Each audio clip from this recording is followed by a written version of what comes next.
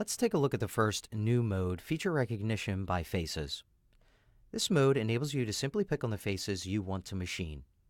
Before I begin, I'll turn on the updated stock option so that we could visualize how the stock will be machined after each operation is added and then calculated.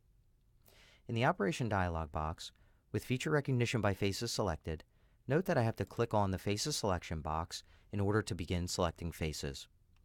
Once highlighted, I can pick on the face that I want to machine with this operation. For this first example, I'll pick on only one face. Then I'll go back to the operation dialog box to choose my tool. After I click select, let's take a look at the graphics area. We can see that several things are being verified for us directly on the model. The Smart Face functionality automatically builds the geometry chain, and we can see here that we have an open edge. The machining region, or the area that will be machined by this operation, is automatically highlighted here in blue.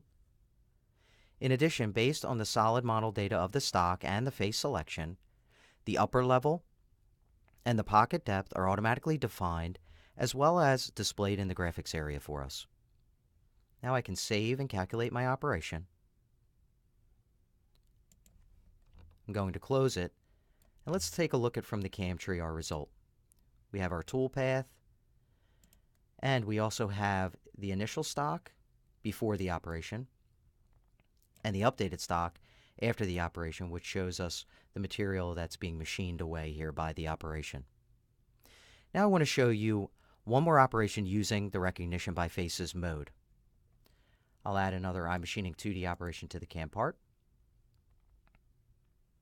I have my mode and the faces selection box highlighted.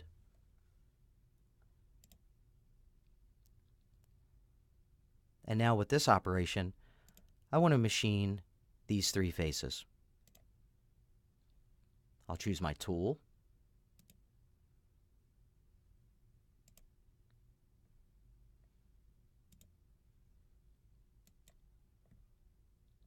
Once selected, you can see in the graphics area that based on my selections, these three machinable pocket features, as well as their varying depths, are recognized and automatically defined for the operation.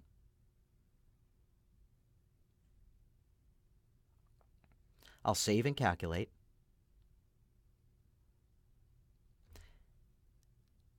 Close the operation dialog box, and then we can take a look at the result from the CAM tree again.